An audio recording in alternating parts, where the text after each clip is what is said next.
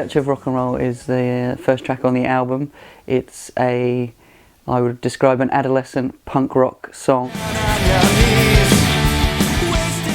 about my love for rock and roll, and has a lot of my musical influences referenced in the song. I'm not sure how many, but maybe you can try and see how many you can find. It was a piece of music that I had from a previous band and I really liked.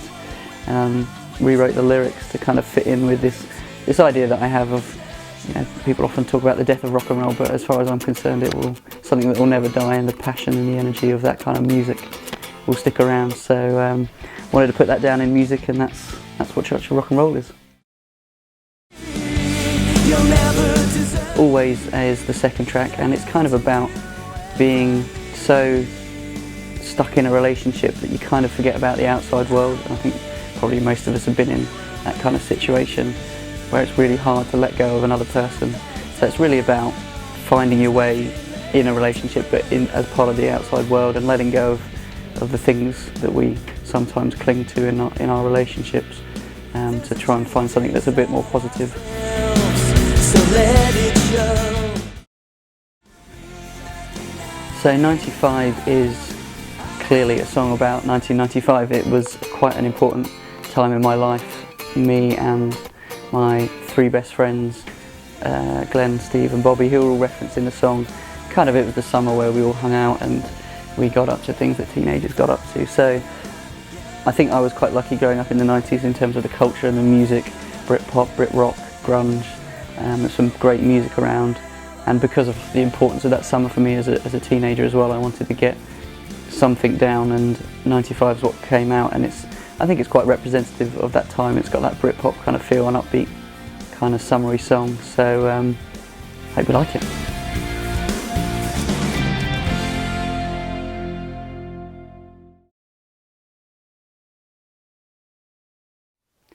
Refugee is actually a track that I wasn't going to record for the album.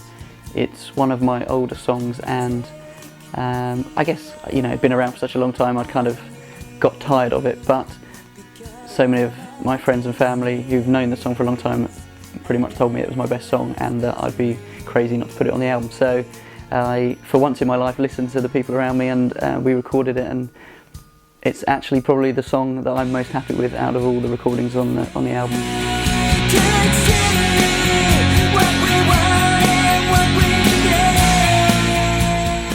And so I'm really glad that they taught me into that.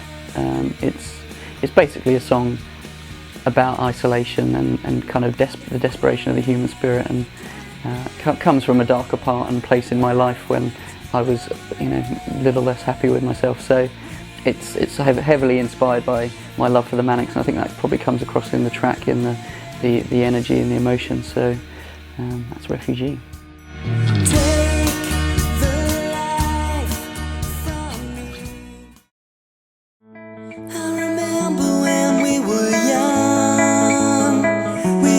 We Are the Ones is a positive track. I wanted to write something that was quite uplifting in contrast to some of my earlier music, and I guess it came from the idea of getting older and maybe people thinking that with time you have less value in the world, but that's not something I really see. In fact, you know, I feel like my life gets better as I get older and I get stronger and have more energy and more passion for things. So it's really a song about that, just, you know, you're never too old to achieve things, and I think all humans have the potential for greatness, and so I'm just really trying to capture that and maybe inspire a few people with the idea that together, you know, we can achieve greatness in this world.